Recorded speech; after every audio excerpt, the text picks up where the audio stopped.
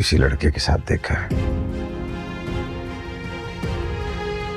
क्या कह रहे हैं आप? नबील को मालूम है ये? नहीं, किसी को नहीं मालूम। और प्लीज तुम भी मुझसे वादा करो कि किसी को नहीं बताओगे। देखो, नबील दुर्शहवार के इश्क में इस हद तक जा चुके हैं कि दुर्शहवार ने उसे छोड़ दिया तो वो खुद को कुछ नुकसान दे देगा।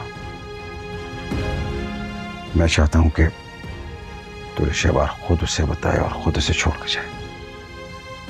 प्लीज प्लीज तुम भी अंडरस्टैंड करो। लेकिन पूरी बात तो बता के जाएं।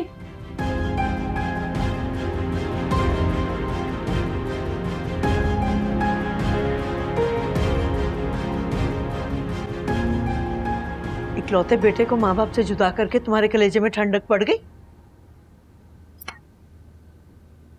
मैंने किसी को किसी से जुदा नहीं किया, वो चचा की अपनी मर्जी थी। और अगर मुझ पर यकीन नहीं आ रहा तो नबील से पूछ लें।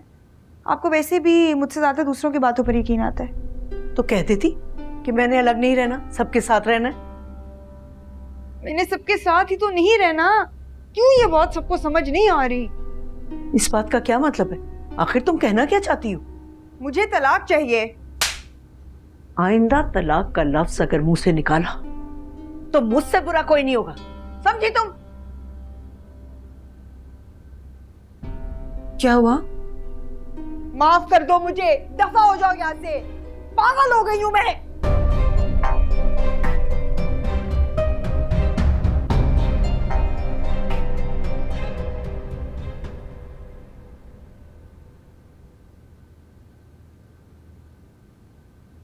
मुझे तो पहले ही शक था।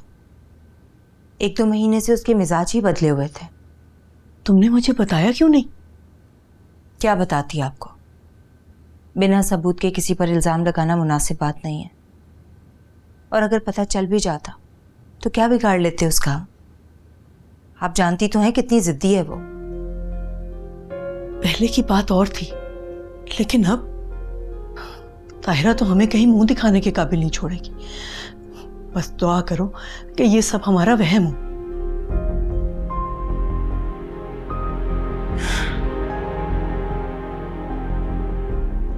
औरत तो तलाक के लफ्ज से ही डर जाती है। ये तो पता नहीं किस मिट्टी की बनी है अम्मी। कितनी आसानी से उसने तलाक मांग ली। काश काश के ये सब कुछ मेरे जीते जी ठीक हो जाए। मेरी जिंदगी का क्या भरोसा है? अम्मी प्लीज ऐसा मत कहा करें। आप जानती हैं ना, एक आप ही तो मेरा हौसला है। बस बहुत हो गया।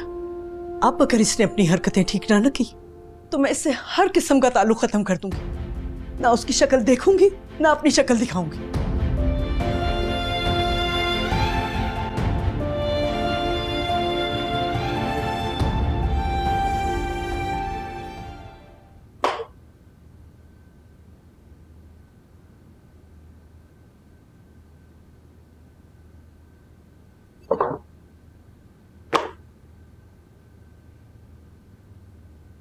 अरे अम्मी, आपने क्यों ऐसे तकल्लुफ कर ली? वो नहीं करना चाहिए था, मुझे भूख नहीं लगी। बेटा, यही फर्क होता है बीवी और माँ में। माँ बगैर किसी गर्ज के औलाद की तकलीफ का एहसास कर लेती है। और एक वो है, कितने दिन हो गए हैं उसे गए हुए। क्या उसने पलट के एक बार भी तुमसे पूछा कि तुम कैसे हो, खाना खाया, सेहत कैसी है? खैर, अब तुम जा ही रहे हो तो अपनी बीवी के साथ खुश रहना। अरे अम्मी, आप तो ऐसे कह रही हैं जैसे मैं कोई शहर छोड़कर जा रहा हूँ या मैं कहीं बहुत दूर जा रहा हूँ। ये सामने वाले घर में मैंने पोर्शन लिया है। हर रोज सुबह शाम आता रहूंगा ना आपके पास, प्रॉमिस। बेटा, जहां रहो खुश रहो। हम तो बस दुआ ही दे सकते हैं ना। अभी मुझे लगता था कि आप अब्बू के इस फैसले से खुश नहीं होंगे, मगर मुझे ये जानकर बहुत खुशी हुई है कि आपने इस फैसले को अपने पूरे दिल से तस्लीम किया है। शायद इसी बहाने हमारा घर भी ठीक हो जाए और हम भी एक फैमिली स्टार्ट कर सकें। इंशाल्लाह, इंशाल्लाह बेटा। अच्छा तुम खाना तो खाओ ना, ठंडा हो रहा है। जी मैं पहले हाथ धो लूं। हाँ हाँ जाओ।